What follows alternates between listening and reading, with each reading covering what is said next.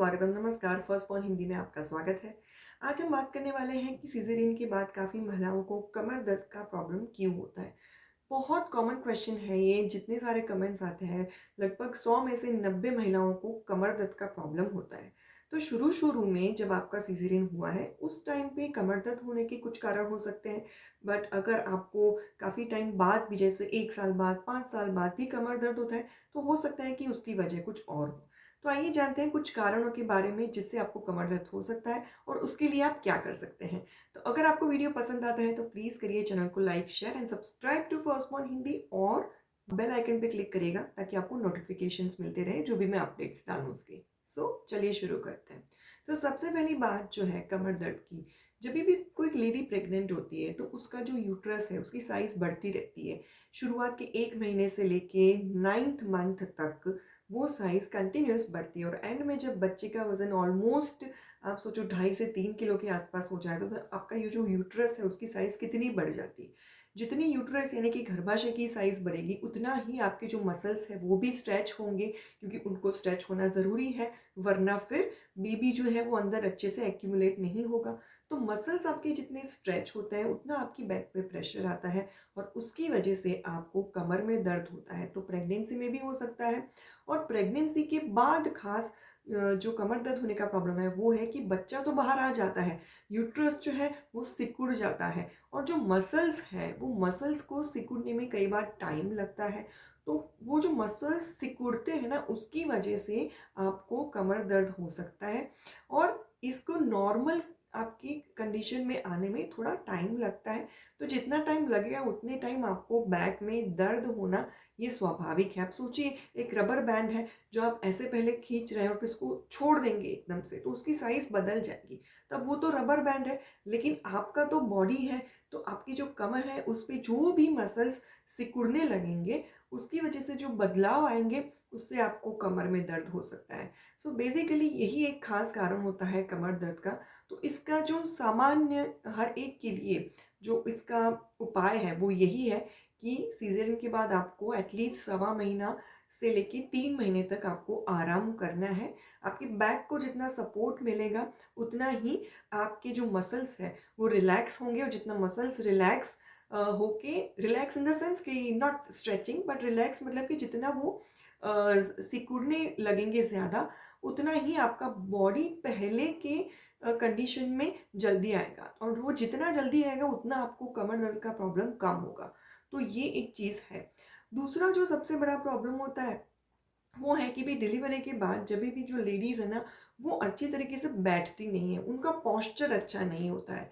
या तो वो ऐसे ही सीधी की सीधी बैठी रहेंगी जैसे कोई आ रहा है, मिलने आ रहा है या फिर ऐसे ही बैठी तो ऐसी की ऐसी बैठी रहेंगी। बैक में उनको कोई भी सपोर्ट नहीं मिल रहा है, तो ऐसे में बैक का दुखना स्वाभाविक है। तो आपको जभी भी बैठो तो सपोर्ट लेके बैठना चाहिए। मैं बोलती हूँ कुशन लेके बैठिए, पीछे इस बैक को सपोर्ट रखिए। देखिए ये एक ऐसा टाइम है जहाँ पे आपको मैक्सिमम अपने बॉडी को रिकवर होने देना है और उसके लिए आपको जो भी करना पड़े वो आपको करना है।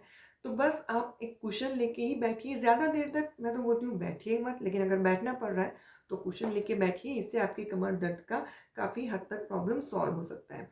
तीसरा जो है वो पोस्चर में ही आता है कि जब भी बच्चे को फीडिंग करवाते हैं, तो आप बच्चे को जब हाथ में पकड़ते हैं तो क्या करोगे, ऐसे झुक के बच्चे को फीड करवाओगे। अभी आप झुकोगे तो आपके जो कमर के मसल्स हैं उसमें आपको खिंचाव महसूस होगा और आपको दर्द होगा।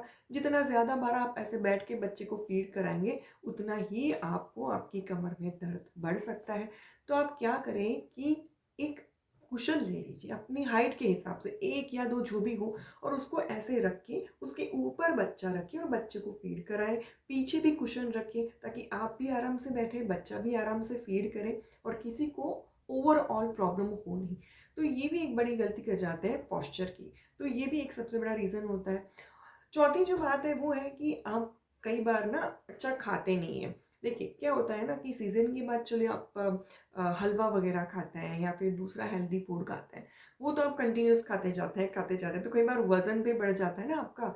तो वज़न बढ़ने की वज़ह से भी हो सकता है कि आपको कमर में दर्द हो। तो इसलिए आपको खाना कैसा है जो हेल्दी हो। ऐसा नहीं कि भई सीज़ेरियन के बाद 1 आध महीने के बाद आपने तला हुआ खाना चालू कर दिया, कोक पीना चालू कर दिया, अनहेल्दी चीज़ें खाना चालू कर दिया। नहीं, आपको जो भी खाना है वो हेल्दी खाना है, ऐसी चीज़ जो आपकी बॉडी को रिकवरी में ज़्यादा से ज़्यादा मदद करे। तो आप जो बाहर का खाना है, तला हुआ खाना है, वो अवॉइड करिए। जो ऐसे बर्गर्स वगैरह जो बाहर आप खाते हैं ना, वो सारी चीज़ें आप अवॉइड करिए। बने तो आप मैदा ना खाइए, आप गेहूँ वाली चीज़ है, जो और कोई आटा खाता है वो खाइए।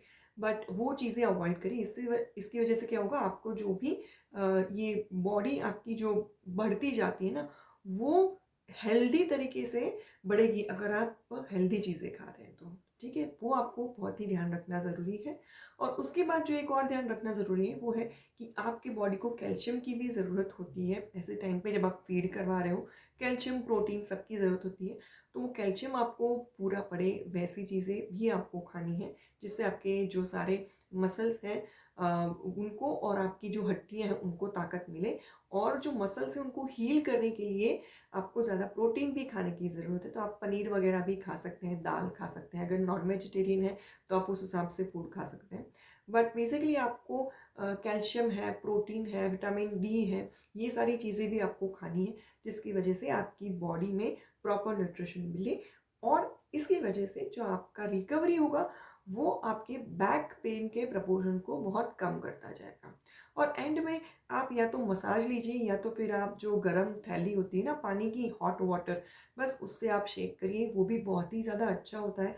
अगर आप मसाज नहीं कर पा रहे हैं तो शेक कर लीजिए, ये आपको काफ़ी हद तक हेल्प कर सकता है। क्योंकि मसाज में आपको शायद डर भी लग सकता है कि भई पीछे अगर किसी ने ज़ोर से ऐसे दबा दिया तो कहीं आपको कमर में ज़्यादा दर्द ना हो जाए। तो मैं तो वैसे मसाज ही लेती थी और मुझे उससे बहुत ही फ़ायदा हुआ है। लेकिन अगर आपको शुरुआत में ऐसा लग रहा है कि भई मसाज आप नहीं ले पा रहे हो या फिर कोई मिल नहीं रहा है मसाज के लिए, तो आप हॉट वाटर से सिकाई करिए, वो भी काफ़ी हद तक आपको हेल्पफुल रह सकता है। तो आजकल मतलब वो एक इलेक्ट्रिक भी मिलती है, जिसको आप प्लग में लगा दो और फिर आराम से आप उसके ऊपर सो जा सकते हैं और फिर अपने हिसाब से उसकी जो गर्माहट है वो कम ज़्यादा कर सकते हैं। तो ये भी चीज़ आप कर सकते हैं। सो आई होप कि आपको काफ़ी क्वेश्चंस इस वीडियो में सॉल्व हुए होंगे। तो जिनको भी इस तरीके की प्रॉब्लम है उनको आप ये वीडियो ज़रूर से शेयर करिए, और अगर पसंद आता है तो प्लीज़ लाइक भी करिए, कमेंट भी करिए। तो चलिए मिलते हैं किसी और इंटरेस्टिंग वीडियो में, तब तक के लिए bye bye and do take care of yourself.